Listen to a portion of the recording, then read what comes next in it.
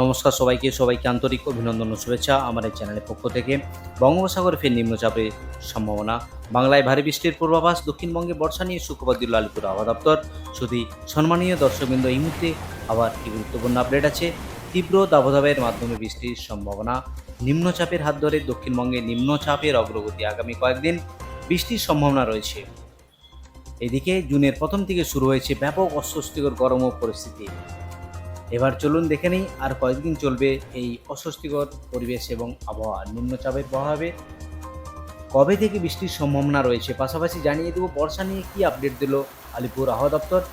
আগামী কয়েকদিন আবহাওয়া কেমন থাকবে বিস্তারিত জানিয়ে দেবো এই ভিডিওতে।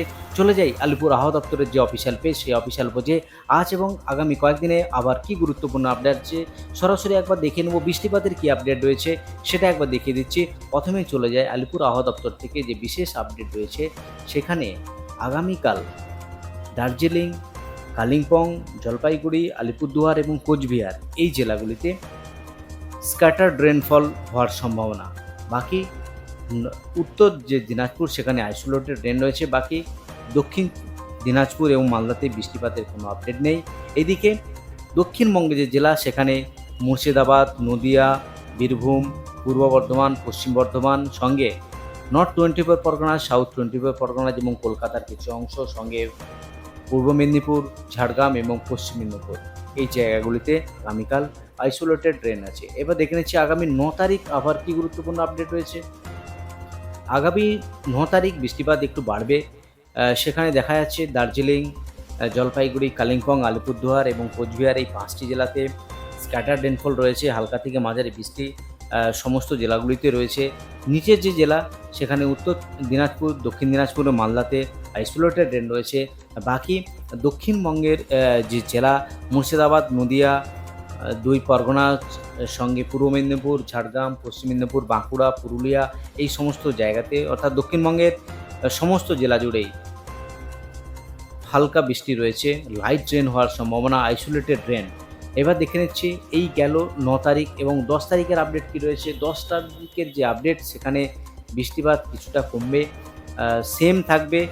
যেখানে দার্জিলিং, জলপাইগুড়ি, কালিম্পং অর্থাৎ উত্তরবঙ্গের যে 5টি জেলা, সেখানে স্ক্যাটার্ড রেনফল রয়েছে। নিচের যে জেলা, সেখানে 2 দিনাজপুর এবং মালদাতে আইসোলেটেড রেন রয়েছে। এবং দক্ষিণবঙ্গ যে জেলা, সেখানে বৃষ্টিপাত একটু কমবে। পশ্চিমের যে জেলাগুলিতে, সেখানে বৃষ্টিপাত হবে, যেমন পুরুলিয়া, বাঁকুড়া, পশ্চিম মেদিনীপুর, ঝাড়গ্রাম এই জেলাগুলিতে বৃষ্টিপাত হবে। বাকি পূর্ব মেদিনীপুর, সাউথ 24 পরগনা এবং কলকাতা বৃষ্টিপাত রয়েছে। এবার দেখে নেব পরের দিন কী রয়েছে বৃষ্টিপাতের আপডেট। পরের দিন বৃষ্টিপাত বাড়বে।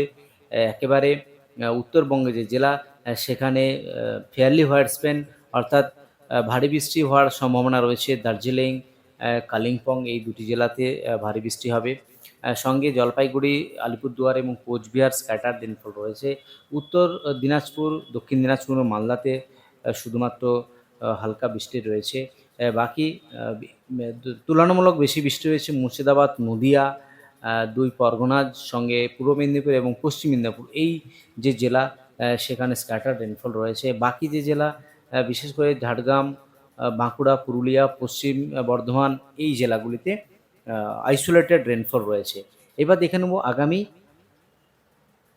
12 তারিখ। আগামী 12 এবং 13 তারিখ দক্ষিণবঙ্গের একাধিক জেলাতেই বৃষ্টিপাত রয়েছে এবং দার্জিলিং, কালিম্পং আর আলিপুরদুয়ার এই 3টি জেলাতে বেশি বৃষ্টি রয়েছে। জলপাইগুড়ি এবং কোচবিহার জেলাতে বৃষ্টিপাত হবে। বাকি নিচের যে জেলা, উত্তর দিনাজপুর, 2 দিনাজপুর এবং মালদাতেও বৃষ্টি হয়েছে। বাকি দক্ষিণবঙ্গের সমস্ত জেলাতে লাইট টু মডারেট রেনফল হওয়ার সম্ভাবনা রয়েছে। সমস্ত জেলা জুড়েই এই রেনফল রয়েছে। এই হলো বৃষ্টিপাতের আপডেট। আর গ্র্যাজুয়াল যে টেম্পারেচার বাড়ার আলিপুর আবহাওয়া দপ্তর থেকে ইতিমধ্যে জানিয়ে দিয়েছে যে টেম্পারেচার বাড়বে। Gradual range in day temperature, maximum temperature 2 to 3 degree during next 3 days. আগামী 3 দিন 2 থেকে 3 ডিগ্রি টেম্পারেচার বাড়বে। আর বাকি 2 দিনের পর থেকে টেম্পারেচার আবারও ফল হবে। 2 থেকে 3 ডিগ্রি যে টেম্পারেচার, সেই টেম্পারেচার ফল হবে। এবার একবার দেখে নেব আলিপুর আবহাওয়া দপ্তর থেকে যে অফিসিয়াল পেজে আপডেট করেছে, কি টেম্পারেচার অবজার্ভ করেছি সেটা একবার দেখে নিচ্ছি। যেখানে আমরা দেখতে পাচ্ছি কলকাতার আশেপাশে যে টেম্পারেচার 36-37 এর কাছাকাছি রয়েছে।